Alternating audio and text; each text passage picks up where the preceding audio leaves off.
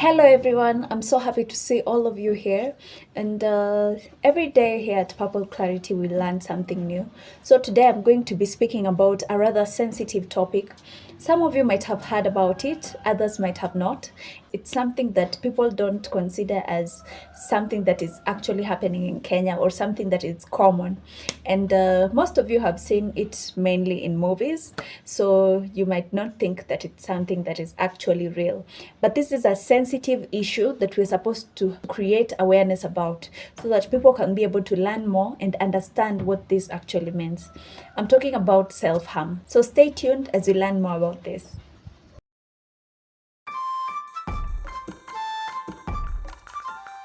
So I've been speaking like as if physical abuse just comes from outside, from the external forces, when people out there are the ones who are abusing you.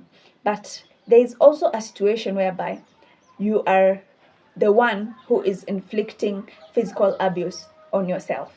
And this is a very sensitive topic that people don't get to talk about. It's actually quite shocking when you find out that a loved one is experiencing self-harm and you don't know how to help them. So I'm going to try and help you navigate through this issue so that you can be able to learn more about this. So recently we had a situation around the area where I live, whereby this lady, some lady who is my neighbor around, was allegedly said to have attempted suicide.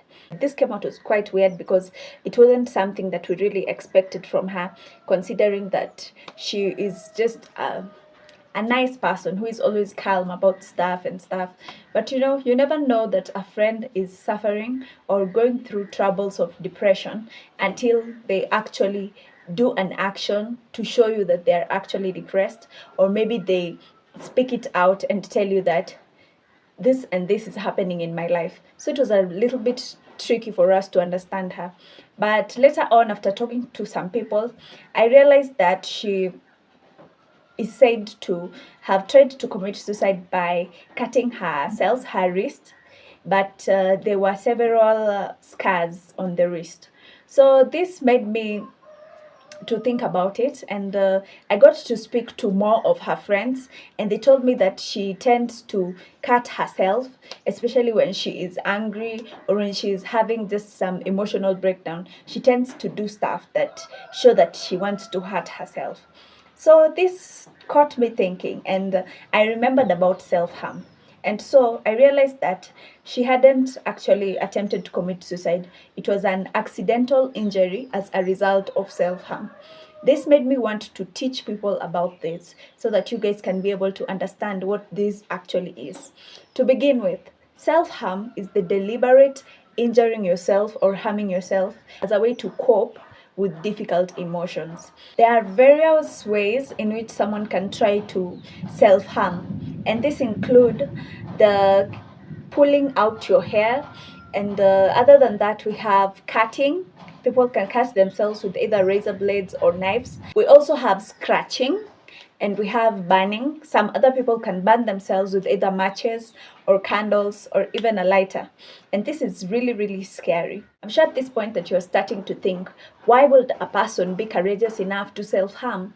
And I'm going to share with you some of the causes of self-harm. And this include difficulty in expressing emotions. Sometimes people just don't know how to express their emotions. Maybe they are angry, but they consider themselves as introverts. So they don't want to shout at the person, or maybe they're just frustrated at their work, but they need this job. So they don't want to react badly and get fired from the workplace. And the person can decide to hold back the emotions or the anger that they are feeling or the pain that they are feeling. And when you hold back these emotions, you'll find out that it reaches a point where you just want to explode because there's a lot of pressure inside you. And when you decide to relieve this pressure, people result to self-harming. And it's a very, very difficult situation. Other than that, we have trauma. Maybe this thing is something that is continuously hunting you and you don't have a way to be able to cope with this. So people result into self-harming.